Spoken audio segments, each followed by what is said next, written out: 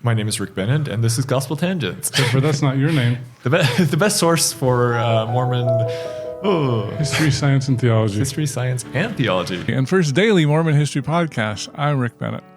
I'm excited to introduce Scott Vance. Scott's actually a longtime listener here at Gospel Tangents, and I'm excited to have him on the show. He recently spoke at the Society for the Scientific Study of Religion here in Salt Lake City, Utah, and gave a fascinating presentation on organizations that are kind of affiliated with the church. And you won't want to miss this conversation. Check it out. Welcome to Gospel Tangents. I'm excited to have a good friend and longtime listener. And why don't you go ahead and tell us who you are and why you're in Salt Lake City? My name is Scott Vance. I'm visiting Salt Lake for the SSR conference, the Society for the Scientific Study of Religion. They've just had a conference in here this last weekend, and I'm interested in Mormon studies, so I decided to attend. All right. Well, not just attend, you presented a paper. I did present a paper, yes. And we want to talk about that paper. In fact, you might have to lend me the slides. Okay. We can do that. So tell us about your paper. So I discussed some concepts around support organizations of the Mormon Church that are not officially affiliated, but which have close ties to the Mormon Church. And I listed a number of organizations such as the More Good Foundation, such as FAIR, previously Fair Mormon, but now I think they're just called FAIR, the Interpreter Magazine, the Woodsoe Foundation, and who else? Book of Mormon Central, of course. And I talked a little bit about how each of these organizations has some ties to the church, both financial ties in certain cases, use of facilities, in other cases, very close connections between different personnel. Some of these organizations rely heavily on personnel who are employed by BYU. And so I talked about these ties and how these organizations support the mission of the church, and why the church chooses to keep these organizations outside of the main official body of the church. Right. Now, before we jump into your presentation, let's get your background. Sure. Where did you go to bachelor's, master's, anything like that? Sure. So I grew up in Washington State, went and did a bachelor's at BYU. Oh, you're a cougar. I didn't know that. I was a cougar indeed. Wow. Yeah. Yep. So studied there went there in 1992, fall of 92. After a year, I went on a mission to Japan. Served for 2 years in the Tokyo South Mission. Konnichiwa. Konbanwa. O genki desu ka? Okagesamane genki desu. Domo, arigatou gozaimasu. That's too much Japanese. I just did everything. Sukiyaki. So anyway, you went on a mission to Japan. I did, yes. And then what happened? After that, returned to BYU. Graduated 2 years later in physics. With a minor in Japanese and a minor in math. Oh, no wonder we get along so well. Well, you know. I minored in physics and majored in math. There you go. Yeah. You just went to the wrong school. Well, I went to Weber. People don't know that's the Lord's University. Well, my mom did, evidently, because she went to Weber as well. Oh, wow. Your mom must be cool. Yeah, she was. She unfortunately has passed at this point. But yeah, mine too. Yeah. That's terrible. Well, cool. So you majored in physics. I did. And then I thought you were an engineer or something. I am an engineer. So after that, I went to Stanford University. I got a master's in mechanical engineering. Oh, and the Cardinal. Yeah. Yep. So when BYU plays Stanford, who do you root for? You don't care. I don't care. All right. Well, I always say choose the red. Fair enough. Okay. So master's at Stanford. Okay. Yes. And then graduated from that program and went to work as a mechanical engineer. Worked as a mechanical engineer for about 3 years, and then decided to be an electrical engineer. Oh, wow. So that's what I've done since that time. I've worked as an electrical engineer, kind of picking up things as I go along. I do antenna design by day and Mormonism by night. Oh, wow. That's awesome. And you've been a long-time listener. I should let our listeners go. Scott helped me get my second camera. Back in the day. So, and he also, if you notice the Urim and Thummim, Scott, did you 3D print that or how did that work? No, I did that. I turned that on a lathe. So I do watchmaking as my other pastime. And wow. So I have a couple lathes at home, and so I turned the lenses and then, yeah. Wow. Very cool. Very cool. So Scott is a long and loyal listener and clearly a scholar of Mormonism if he's presenting at a scientific conference of religion, right? Somewhat. Everyone else there has a PhD in sociology, but they let me present, and I enjoy spending time with them and learning what I can. Yeah, it was super fun. It's the first time, well, you were the one that invited me. It's the first time Sure. I've attended, and a very different group than MHA, but actually there were a lot of people who knew me that I was surprised. So Jana Reese was there, Thomas Murphy was there, Quinn Monson, who I hadn't met before, so that was exciting. So Yeah, there was a strong contingent from BYU this year. yeah. Yeah. So super fun conference, and we are the best source of Mormon science and history, and we're going to be talking about both of those today. So tell us more about your presentation. How did you get involved in trying to research the More Good Foundation and the Book of Mormon Central and these sorts of things? Sure. So it's no secret, and it's been published for at least 6 or 7 years, that the LDS Foundation and various LDS affiliated groups were donating some funds to the More Good Foundations. There's public records, 990s, and people publish this online. I was interested in the topic, and I tried to explore that further. So I went through and pulled all the financial records that were publicly available. And then I have listened to not only your podcast, but also hundreds of hours of other people's podcasts, trying to learn what I can about these organizations and how they interact with the church, just to try to understand that relationship. Yeah. So it's interesting because they claim to be independent, but they're kind of funded by the church too, and so it's kind of fuzzy. It's very fuzzy. There are some funding ties, and those funding ties, it's not 100% funded by the church. In fact, in many cases, we find that the funding may make up only 20% of the total donations. The largest source of funding seems to come from private donors, mostly wealthy members of the LDS Church, mostly entrepreneurs, largely from the Provo-Orem area, people who have made it big and comfortably retired and have some extra cash and have an interest in helping to support the Mormon Church. Okay. So, you were talking about groups, and you said some groups are just fine. Yeah, you talked about the PTA. Sure. Tell us more about that. Sure. So the thesis of the paper is that within organizations, sometimes you have these unofficial groups. So an example that I listed in the presentation, I listed 2 examples. One was the PTA, because the PTA is not a part of the school system. It's not funded by the school system. It's a group of volunteers that just decided that, hey, we're going to help the school out. And we're going to do that by supporting parties, by buying materials for the teachers. And so there's a relationship there. They're clearly associated with the school, but they're not officially a part of the school. And the breadth of that relationship depends, and the depth of that relationship depends on which organization we're talking about. So to list an infamous, really nasty example, there's the Wagner Group in Russia. Right. And they are funded 100% by the Russian government, but at least until recently, they claimed to be 100% independent.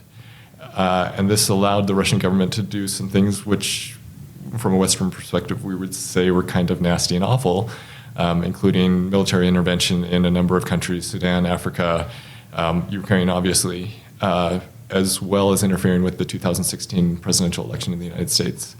So the first point I tried to make in the presentation is there's nothing inherent in having an outside group be good or bad. That group can perform any number of functions, and just because it's outside of the main group doesn't mean that it's nefarious. It can also be your local PTA, just a lot of people who are trying to, help a cause that they're devoted to. Okay. And so, so can we look at the More Good Foundation, Book of Sure. Mormon Central, and some of these others as the same vein? Not Wagner. Sure. So not Wagner at all. In the case of all of these foundations associated with the Mormon Church, not all of them, most of them, as far as I can tell, are started by members who are kind of enthusiasts who want to help the church. They generally know somebody in church leadership or have some connection there in order to be able to maybe get an unofficial blessing from the church and maybe get some direction. And the level of direction seems to vary a lot by organization. Certain organizations, I consider the More Good Foundation and Book of Mormon Central as having really close ties to the LDS Church and clearly access to information. One thing that I didn't bring out in the presentation, but which I do bring out in the written version, is that a group of people from Book of Mormon Central were meeting with the secretary of the Quorum of 12 Apostles. This is somebody pretty high up in the church that's giving them feedback and direction. And we know of at least one meeting where that occurred. So clearly there's some direction, some interaction there. Okay. So continue on. So another example of the interaction, you have John Johnson at the More Good Foundation, who, according to Jesse Stay, who's interviewed on Mormon Stories, has a badge which allows him to get into the church office building. And according to that interview, he uses it regularly. So you have somebody who's ostensibly not employed by the church, but happens to have a badge and can go in and out basically at will. So to me, this is just an example of direction and a closer association than you get based on the website. And just so you guys know, LDS Church isn't paying a dime to Gospel Tangents. So. You're missing out. I am missing out. You don't know the right people. I am excited that I talked a lot to BYU professors and that's things like that. So, but yeah, no monetary compensation at all. Yeah. So if you want to donate, come on. You need to talk to the More Good Foundation. There you go. Well, and it's funny you mentioned that because I did not realize until your presentation that Saints Unscripted is owned by More Good Foundation. It is the More Good Foundation. So basically, it is one of their activities. They fully support that. In fact, they have multiple YouTube channels. That's only one of them. I didn't list the other ones in the presentation. But there are a couple others. Go ahead and share. I don't have those off the top of my head. Okay, that's fine. But they're very well produced. I can update the presentation, add those in. But Saints Unscripted is 80-90% of their content, and then the other ones are relatively new channels that I've only seen appear within the last 6 to 12 months. Okay. Midnight Mormons? Interesting you bring up Midnight Mormons. I have looked for a connection there. I have been unable to find a connection. I'm still completely uncertain with the Midnight Mormons. I think they've changed their name, haven't they? They have changed their name to Ward Radio. Ward Radio, that sounds right. Yeah. And they're an interesting group because originally they were funded by FAIR, which is funded in part by the church, but mostly by volunteer funds coming from members. FAIR commissioned them to, that group of individuals essentially, to do the CES response videos you may recall from a few years back that were up for about 6 months and then pulled from the internet. Evidently, there was some negative feedback from Salt Lake City that basically told FAIR to no, these videos are not. Well, and I think Midnight Mormons can be pretty crass. They use some non-church language, I will say that. They do. They kindly beep that out, but they let people know that they're edgy enough to swear, but then they beep it out. Okay. I think. Anyway. So they're trying to be edgy, and then they were too edgy, and the church was like, no. Well, so the videos with response to the CES letter, I think, were too antagonistic, too confrontational. I think they just left a bad taste in people's mouth. Similar to the way that some of the articles published in Farmers Review some years ago kind of put a stain on that organization. So I think the church wanted to distance themselves from that. So FAIR took those off the internet. Also, I'm not sure if you're familiar with Nemo the Mormon, who's a podcaster in the UK. I know him. He did. Or know of him. Yeah, he started in response to these CES response videos. So that's how he got his start. And I think his content was fairly compelling, and I think that was also another reason why people became embarrassed by the videos. Okay. But yeah, so I know of no connection between Ward Radio and the LDS Church. I have not been able to show any financial connection or other connection. Okay. Do you think there is some under-the-table connection, or no? I have no idea. The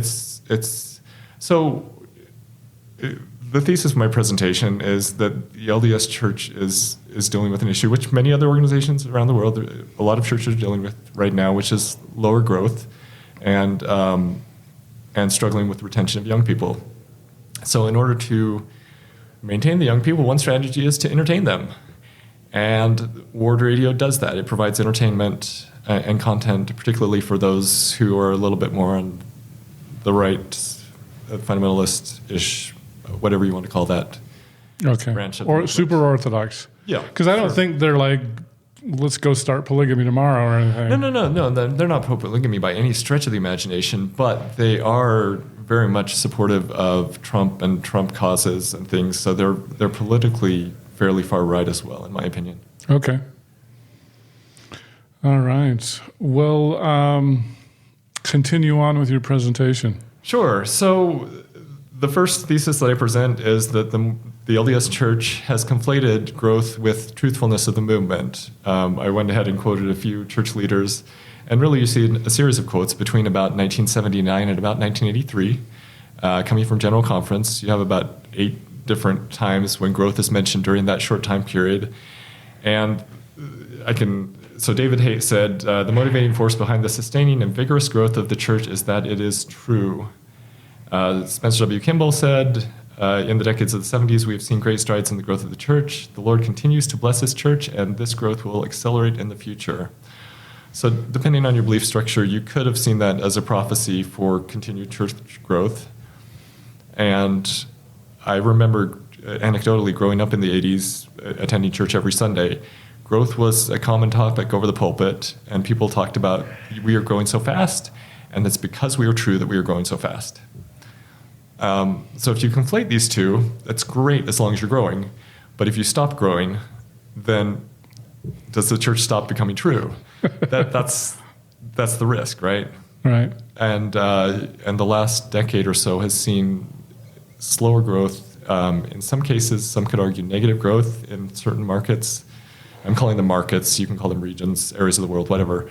But Europe, in particularly, has been hard hit. Japan has been hard hit, and the United States and Canada have been hit to some degree as well as Australia. Not Utah County, though, I'll tell you that. No, in fact, a separate topic, totally unrelated, but I see a reverse migration. People who have migrated out of Utah 10, 20 years ago seem to be remigrating into Utah County. I can attest because it's growing like crazy in Utah County. No. Except for Orem. Orem's kind of dying, but the rest of the county is kind of, yeah. Okay, interesting. So I don't know why that is. I think Orem's just getting old. They don't have enough young kids to replace the older population. Huh, okay. So anyway, so we shouldn't be conflating church growth with the church is true. Well, I'm saying it's dangerous to do that because if you do that, then you have to keep growing or else you have to, face the possibility of the church not being true.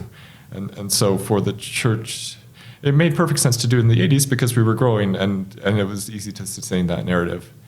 But after the year 2000, when things become much tougher for churches, it's much harder to sustain that narrative. Okay. That being said, the church has continued to maintain its growth narrative. Uchtdorf 2014, David Bednar most recently in 2023 at the Silicon Stoves Conference has said that the church is still growing. Just in Africa. Well, yeah. I mean, they don't say that, but yes, it's growing in Africa, it's growing in the Philippines, it's probably growing in certain areas of Central and South America. It's probably struggling in a lot of the other places that I mentioned. Okay. Keep going. All right. So there were predictions in the 80s and the 90s, and a lot of these predictions said that the church would grow by leaps and bounds, as much as, say, 30% per decade. And that would result in, according to one prediction, 157 million by the mid-21st century. Huge numbers. And one was published in 1993 in the Ensign magazine, saying that by the year 2000, there would be 12 million and 35 million by 2020. So the 12 million was pretty close, wasn't it? Yeah, I believe so. I haven't looked at the data, but yes. But the 35 million's way off. Correct. And you see the slopes changing and inverting and the growth rates year by year going down. Because we're at 16, 17 million right now. 17 officially and some change. Yeah. Mm-hmm. Yep. Okay. So roughly half. Half of what we should have been. Of what we should have been 3 years ago. Yeah. Yep. Okay. Right. What do you think the reason is for that? Well, a number of reasons, and there are people who've studied this topic more than I have. declines in birth rates, right? If you have fewer kids, there's fewer people coming to church. There's been disaffiliation. There's been increasing rates of disaffiliation or people leaving the church, particularly among young people. They start losing faith around age 12, 14, 16. I think that Jana Reese has found that. Yep, but they physically leave the movement generally when they move out of the house, because that's when they have the opportunity to choose for themselves. Mm-hmm. So around age 18, 20, 22 is when a lot of people leave the church. And some of those, as researchers have noted, after they get married, they decide to come back, but it's not a large enough number to affect the overall trends. Okay. You know, I talked to Matt Bowman recently, and one of the things that he said was people weren't leaving religion per se. They were embracing tarot cards and New Age and that sort of a thing. Do you agree with that? I disagree. Based on some comments made at the conference we just attended, which is to say that people are doing tarot cards, yes, but that's kind of like playing Monopoly or playing Uno. It's more for entertainment. I don't think there's the same level of belief and spirituality involved when they're pulling out the tarot cards. I could be wrong on this. There are scholars that know more on this topic than I do. Well, because I actually asked that question to Ryan Cragen. Do you remember his answer? Yeah, well, his answer is what I kind of paraphrased. Yeah, so I'm quoting Ryan Cragen because he's smarter than I am. He was a little stronger. He was like, yeah, that's not really true.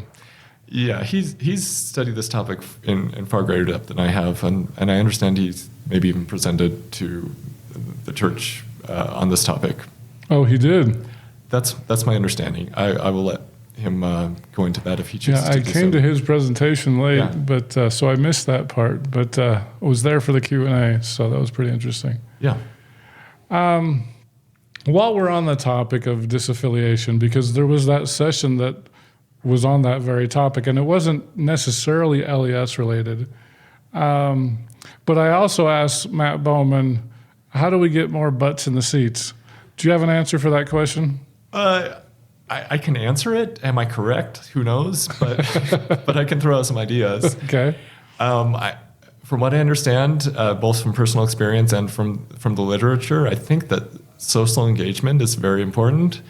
And I think that the decrease in the number of pageants, the decrease in the road shows, the decrease in even the fundraising events. When I was a kid, the Relief Society had to raise their own funds, and they held a bazaar every year, and it was awesome. We had amazing donuts. There were quilt raffles, fishing for the kids, the whole 9 yards. And that was just a fun way to come together as a community. Granted, it put a lot of stress and strain on members in certain ways, but I think people would react positively to more of that. I know I have some kids who are not seriously engaged with the church, but if there's a fun activity, they're there. I think by building community more, the church would be more successful in retention. I hope you enjoyed our conversation with Scott Vance. In our next conversation, we're going to talk about 2-hour church and why Scott thinks that that's not a good thing for retention. In terms of retention, I'm skeptical. I mean, you even see this in the 1980s. And in fact, the church published some of the data on this in the 1980s when they went from the essentially all-day church meetings and breaks in between. And primary in the middle of the week. Yeah, and all of that to the 3-hour block on Sunday. The church published an article in the Ensign saying that their sociologists had researched it, and these were the positive effects and these were the negative effects. And the negative effects were that single members and people who traveled further missed the communion that they felt at church on Sunday when they had the shorter block meetings. Thanks for listening, and I hope you to continue to enjoy Gospel Tangents. Consider becoming a Patreon or go to gospeltangents.com/shop, and you can get a cool tie, a hat, or even a nice mug. You can also get a sweatshirt, so check it out at gospeltangents.com/shop.